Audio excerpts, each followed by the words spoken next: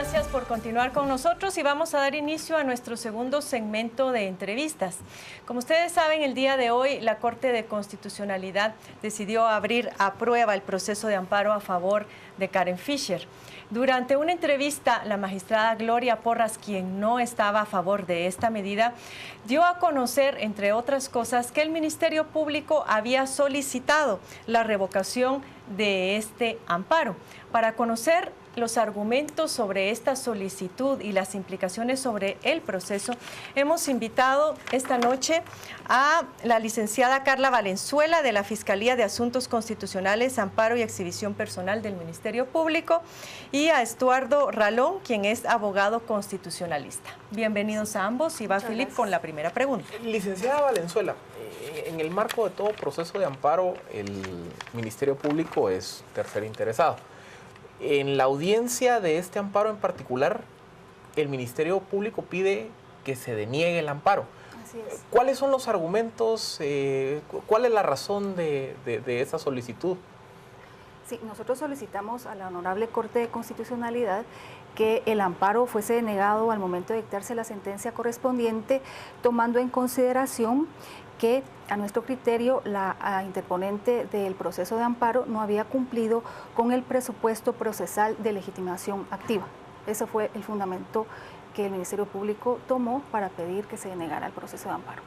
Ahora bien, yo pude percibir alguna suspicacia en redes sociales cuando se dio a conocer esta medida, porque se ha insistido en el hecho de que el presidente de la República todavía no hay pruebas en su contra que lo puedan ligar a proceso. Eso lo ha dicho el Ministerio Público, lo ha dicho la CICIG. Una lectura que podría darse a esta petición no podría ser el hecho de que efectivamente hay algún tipo de prueba que lo vincule y por eso es que se está pidiendo la revocación del amparo. Definitivamente en la Fiscalía de Asuntos Constitucionales, Amparo de Exhibición, hacemos un análisis eminentemente constitucional del memorial de amparo que presentan las partes, únicamente. Nosotros nos limitamos al estudio de lo que está diciendo, en este caso, la licenciada Karen Fisher, y sobre esa base nosotros emitimos nuestro criterio, pero es un criterio eminentemente jurídico constitucional. Es el único medio de prueba que ustedes pueden presentar. Es lo único, es exactamente. Y en el análisis de ustedes, de la Fiscalía, ¿por qué es que Karen Fisher no tiene la legitimación activa para presentar el amparo? ¿Cuál es? Y si lo puede explicar de una forma sencilla para que los televidentes entiendan la argumentación. Sí, al momento del planteamiento de un amparo se debe cumplir fundamentalmente con el presupuesto fundamental de legitimación activa. Ese es de obligado cumplimiento por cuanto para que proceda un amparo se tiene que demostrar el agravio personal y directo. En este caso, el agravio que se estaba denunciando era que se afectaba la institucionalidad democrática. Entonces, al hacer el análisis, nosotros determinamos que no había un agravio personal y directo en la esfera personal de la licenciada que estaba planteando el amparo. Nosotros también nos fundamentamos en sentencias de la Corte de Constitucionalidad que así lo han determinado. Ahora, en términos de proceso, porque para muchos ciudadanos que no entendemos mucho de leyes, que no somos abogados, ¿qué es lo que sucede ahora, por ejemplo? Finalmente, este proceso de amparo se va a abrir a prueba y de eso tienen que transcurrir aproximadamente 8 días. ¿En qué momento va a entrar la Corte de Constitucionalidad a conocer esta petición del Ministerio Público? La petición del Ministerio Público se conoce, digamos, en una forma en paralelo de los plazos normales de la tramitación del amparo y digamos que podría emitir una resolución de revocar o de no revocar aun y cuando no se haya agotado el periodo probatorio ni las vistas del amparo. Es decir, es una petición puntual que sin suspender ningún plazo se puede ir resolviendo en paralelo. Yo creo que, digamos, la discusión de fondo de este amparo va más allá de la legitimidad o no. Es decir, es fundamental la apertura a prueba y las audiencias porque básicamente lo que la Corte tiene que analizar es si la solicitud del diputado es una solicitud política y por tanto contraviene la ley de antejuicio o si es una solicitud con sustento jurídico y por lo tanto no procede suspender la tramitación de antejuicio porque sí hay indicios. Solo explíquenos muy brevemente qué significa eso de abrir a prueba o no abrir a prueba. Pues básicamente en el periodo probatorio pueden las partes procesales incorporar elementos que le señalen al Tribunal Constitucional, en este caso particular, si el señor presidente actual de la República es alguien que está vinculado o no a una estructura criminal, que básicamente la solicitud del diputado es que a su criterio, con lo que él pudo recopilar de los medios de comunicación, posiblemente el presidente puede pertenecer a una estructura criminal, o en el caso del ICS o en el caso de la SAT. Ante tales señalamientos graves, porque son señalamientos graves, deben de sustentarse en pruebas de si en este momento hay elementos para decir que es sospechoso, que sí puede tener participación. Y esto no es solo documental, también puede haber audiencias. Es correcto, pero digamos, citaron como terceros al Ministerio Público y a la CICIG. Este es un momento en donde, independientemente del cuestionamiento procesal del agravio, ellos deben manifestar si sus investigaciones o si los elementos que están aportados por el diputado en su solicitud, digamos, en su momento de antejuicio, son indicios probatorios suficientes para que no se suspenda el trámite de la comisión pesquisidora. Es decir, ahí se va a conocer el fondo del asunto y creo que la Corte de Constitucionalidad, muy parecido a lo que ocurrió cuando fue la discusión sobre los magistrados, que digamos impugnaron en su momento que no estaban de acuerdo con la elección, ante tales señalamientos graves, la Corte dio amparo provisional, abrió a prueba y básicamente si hay solo presunciones o hay indicios, tomará su decisión. Entonces creo que acá el elemento fundamental es si hay prueba o no para señalar que el presidente en este momento es sospechoso de pertenecer a algunas de las estructuras de estos dos casos. Licenciada Valenzuela, ¿comparte usted el criterio de que es en esta fase a nivel de amparo en donde se tenga que entrar a conocer el fondo del proceso de antejuicio, o es más una discusión de carácter procesal, de respeto de garantías de diferentes individuos? ¿Cómo lo ven ustedes en la Fiscalía? Sí, la Fiscalía de Actos Constitucionales es parte dentro de todo proceso constitucional de amparo y por esa razón nosotros estamos actuando también dentro de este proceso constitucional.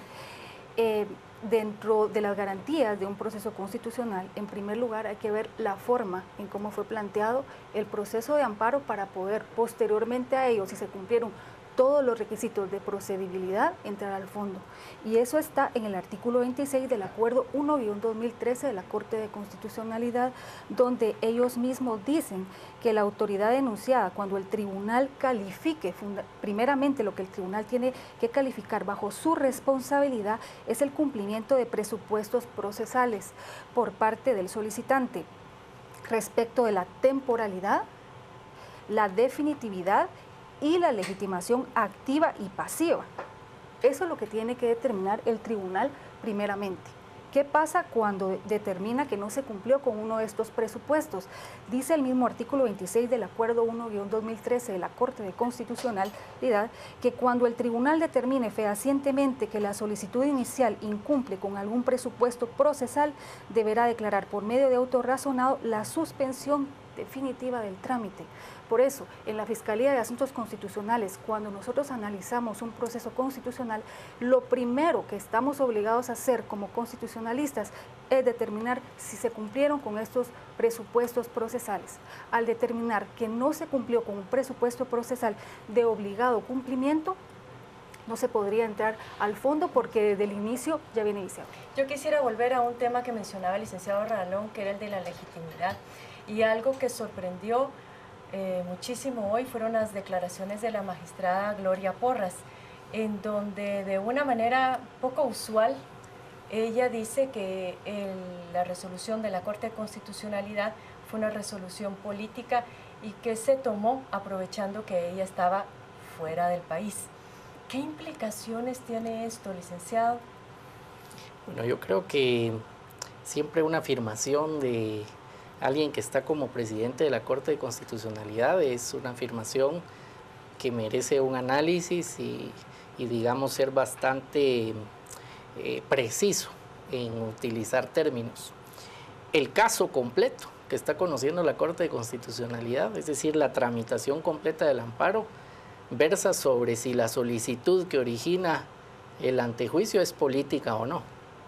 Es decir, si la solicitud es jurídica o si la solicitud es política. Y la función de la Corte de Constitucionalidad debe ser una función jurídica, no política. Y lo que tiene que analizar la Corte de Constitucionalidad es si hay elementos jurídicos que hagan que sospechar de la participación en hechos delictivos del presidente que ameriten que la investigación de la Comisión Pesquisidora continúe. Es decir, no puede ser una situación subjetiva por un análisis de coyuntura de la situación nacional, no. Tiene que ser o un sí o un no, por así decirlo en la sentencia, por palabras sencillas, pero un sí o un no fundamentado. Y en este caso tiene que versar el proceso y creo que es sano que se entre a conocer el fondo del asunto para ver si es el momento o no de proceder con la investigación. Hace unos momentos el mismo fiscal, comentando en otro caso que estuvo en este programa, decía que hay una fase de análisis en donde de lo que recogen los medios de comunicación ellos van desechando o tomando en cuenta posibles investigaciones cuando se prepara una investigación y tiene momentos. Y si jurídicamente el MP y la CICIG no han acusado al presidente en los dos procesos judiciales que están abiertos, es posible que el momento jurídico de los que tienen más elementos que el diputado Amílcar Pop, para ellos no haya llegado, y es sano que lo manifiesten en el fondo de este amparo. Y si el momento sí ha llegado porque las circunstancias ya cambiaron, también es sano que lo manifiesten, porque si hay sospechas, lo que queremos los ciudadanos es que cualquier hecho delictivo se investigue, aunque sea el presidente, y más que quitar la inmunidad o que alguien renuncie, es que responda ante la ley. ¿Y un ciudadano común y corriente podría también interponer una acción de amparo en contra de Karen Fisher por obstaculizar la justicia? Hay jurisprudencia de la Corte de que amparos sobre amparos no se pueden plantear. Yo creo que sería prematuro establecer si la solicitud de ese amparo obstruye la justicia o no, porque ese mismo amparo no se ha resuelto. Si para la Corte de Constitucionalidad, por ejemplo, es un sí o un no, va a tener un efecto jurídico entre el planteamiento, pero creo que en este momento calificar de obstrucción de justicia cuando todavía se está analizando, creo que sería prematuro. Más o menos, ¿cuándo es posible esperar una resolución definitiva de la Corte de Constitucionalidad? ¿Hay algún marco temporal o aquí nos podemos tardar semanas? Bueno, dependiendo cuándo notifiquen la apertura a prueba, si es que abren a prueba, son 8 días de apertura a prueba. Posteriormente a ello ya nos dan la segunda audiencia por 48 horas y ahí es el momento procesal para que las partes puedan solicitar una vista pública. Si se celebra la vista pública, deberán dictar sentencia dentro del tercer día. Muy bien, gracias a los dos, licenciado Ralón, licenciada Valenzuela. Nos vamos a ver qué dice nuestro público televidente en las redes sociales con Juan Carlos Sandoval. Licenciado Ortiz, buenas noches. Vámonos a las redes, tenemos mensajes y nos dice Roberto, y si pensamos más en soluciones permanentes de beneficio institucional que una investigación inmediata, dice Roberto, nos plantean también qué pasa con la Junta Pesquisidora que aún no ha terminado su trabajo. ¿Será que eso revoca el antejuicio? Héctor, ¿puede un ciudadano común presentar un amparo contra Karen Fisher por obstrucción? ¿Esto es constitucional? Fernando nos dice el criterio no es una prueba concreta para decir que es una evidencia para demostrar su culpabilidad. Son parte de los mensajes que tenemos esta noche a través de las redes sociales. Entramos ya al debate a las 10 p.m. Esta noche serán Philip Chicola y Hugo Novales quienes debatan a través de las redes sociales. Utilizaremos el hashtag DesfalcoPNC. DesfalcoPNC es nuestro hashtag de la noche para que usted comience a interactuar. Vamos a los deportes, tenemos noticias y al regresar ya entramos con DesfalcoPNC.